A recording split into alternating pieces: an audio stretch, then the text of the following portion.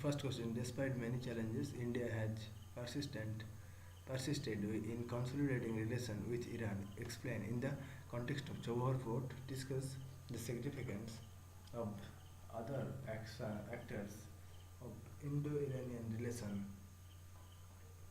So approach. Write down the trajectory of Indo-Iranian relation over the years. Mention the challenges in the relationship in the context of Johor Port. Discuss the significance of significance of involvement of other actors in Indo-Iranian relation. Answer. So, Chiri first is bilateral relationship between India and Iran started in 1950. The challenges and consolidated of relationship between the two nations can be witnessed phases. So, during the Cold War, where India formed NAM, Iran was close to USA. This changed. This changed post 1979 Iranian Revolution as relationship strengthened. However, Iran's support to Pakistan and India's relation with Iraq hindered the bilateral relationship. In the last decade, international sanctions on Iran created difficulties for India. Vote against Iran at the IAEA in 2005 and subsequent reduction in petroleum exports in the backdrop of India's bonhomie with the US created further challenges. In 2013, despite pressure from the US to stop oil imports from Iran, India continued buying oil from Iran in Indian rupees as payment in international currencies such as the US dollar was made difficult to the impact of sanctions.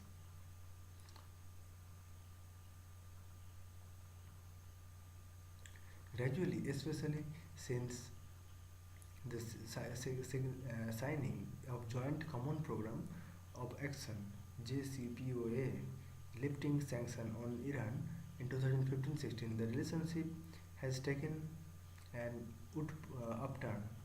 In recent times, India's relations with the Saudi Arabia, UAE, and Israel also poses a challenge of maintaining a fine balance of Iran has strained ties with all these countries. Nonetheless, India has persisted in nurturing ties with Iran. Constant engagement with Iran is due to the civilizational linkages, concerns for energy security, as well as vital location of Iran for connectivity initiatives of India in the context of the Johor Port project is the key initiative. Johor Port project is a key initiative being undertaken by India in Iran. The history and nature of the project testifies to the significance of other actors in India-Iran relations. This can be explained as follows: Afghanistan, India, and Iran share similar objectives of a stable and prosperous Afghanistan. The Johor Port project is its current form. A form aims to connect Afghanistan, Central Asia Central Asia in India's quest for connectivity to Central Asia. Iran has become described as the Golden Gateway by the Prime Minister.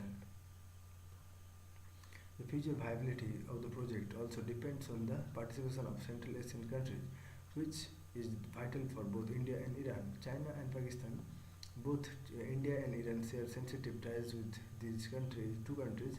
The Johor Port is seen as a response to the Gadar Port being built by China in Pakistan. Both India and Iran maintain that the project is for the benefit of the region and is not aimed at any third actor. The invitation of Iranian Foreign Minister to both the countries for participation in the expansion of Johor should be seen in this context. The US, the United States, the development of Johor project was stalled for years in part due to Western sanctions led by the US and Iran on Iran. Even now, the recent withdrawal of the US from the JCPOA could impact the development of the project. The relation between India and Iran had mutual benefit for these countries. However, it is not independent of the equations these countries have with other actors. Till now, India has emphasized the significance of these ties for its own merit. Nonetheless, in light of India's own expanding ties with countries of the Gulf as well as the United States and Israel, a fine balancing act is required to maintain ties with Iran. So second question we seen again.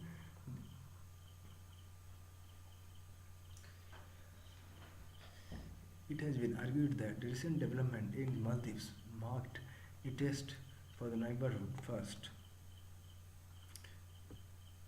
policy of India. In this context, do you think India's neighborhood policy requires a major overhaul to deal with such developments?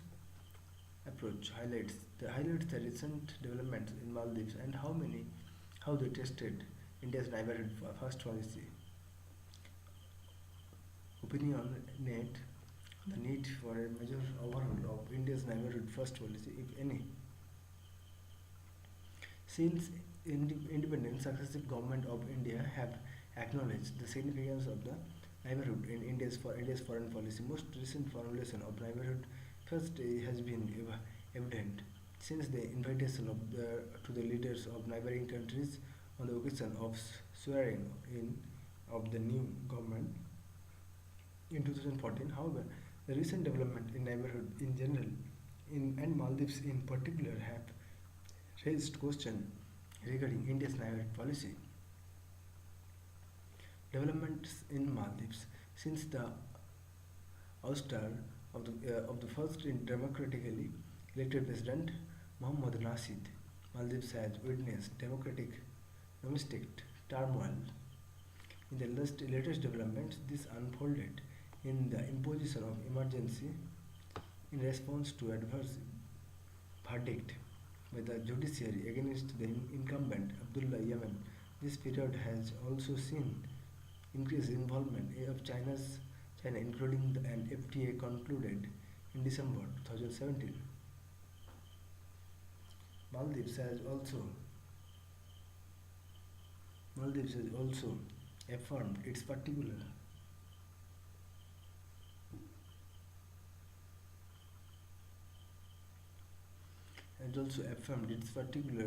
participation in the Belt and Road Initiative of China. The recent crisis also saw Maldives courting Pakistan and Saudi Arabia along with an assertive China. Along with Maldives, relation with countries such as Nepal has also seen testing times. In light of this development, India's neighborhood policy has been tested. However, the policy is based on sound principles of sovereign equality and non-interference, and it does not require major overhaul.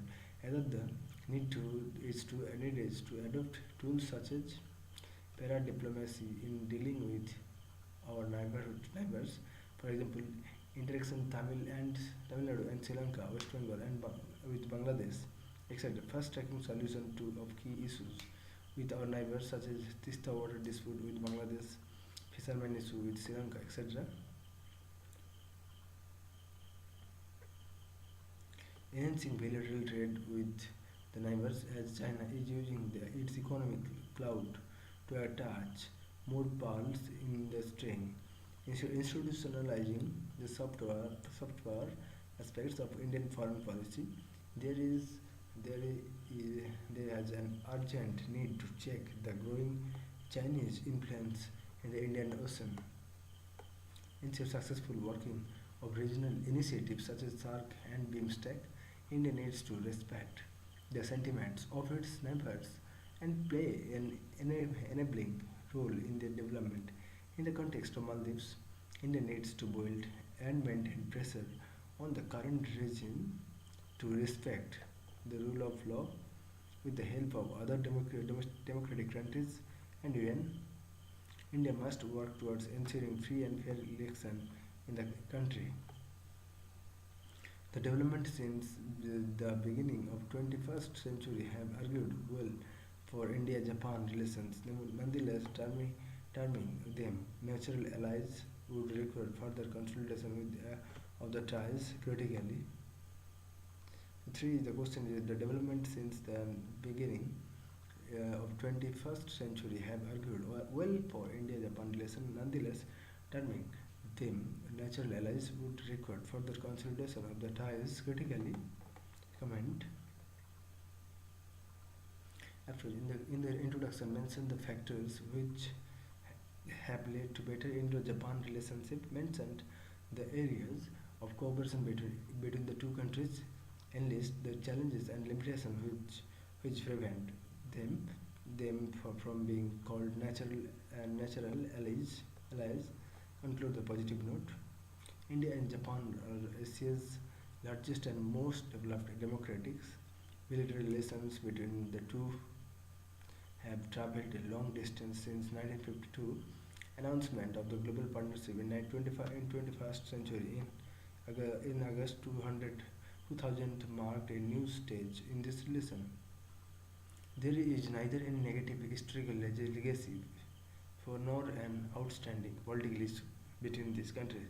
Public perception in each country about the other state are very positive, but both of them seek a multipolar Asia and have complex ties with a large neighbor, that is China.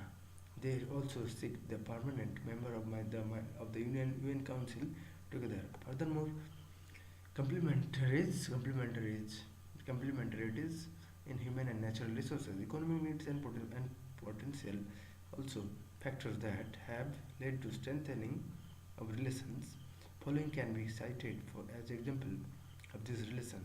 India became the first non-NPT signatory with which Japan signed the Civil Nuclear Cooperation Agreement. Sorry. Sorry. So investment in retail, textile, banking, etc. touched USD 4.7 billion 2017 and 16 and 17. Both India and Japan committed together to Asia-Africa Growth Corridor to strengthen India's manufacture.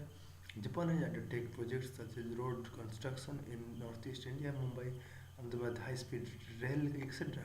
On security front, India and Japan have linked defense framework agreement and transfer of defense technology, helping maritime concerns of the Indian Ocean region. Japan also became permanent member of Malabar Naval Exercise in 2015. Regional issue. India and Japan share a common geostrategic vision on the impact of democracy, value-based diplomacy, and respect for independence, international law. However, terming India and Japan as natural allies would require further consolidation of ties on the following factor: China factor. Deeper complexities exist within each country, that is China, that limits their ability to support each other. For example, both India and Japan took at the BRI differently. India and Japan have to refrain from explicitly taking sides in each other's bilateral territorial disputes with China. Both countries have significantly large trade ties with China. Trade and business opportunities CEPA signed by both countries has still not produced the expected benefits. India and Japan trade is very low compared to India-China or China-Japan trade. Also, the number of Japanese companies operating in India is 1/8 of the in China.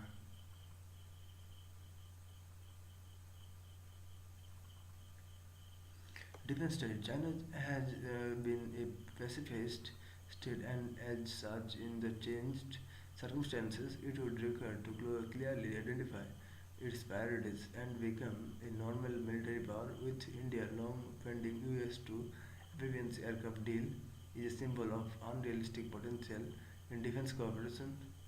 Being wary of these challenges, India had to set up a special track in PMO to accelerate Japanese projects.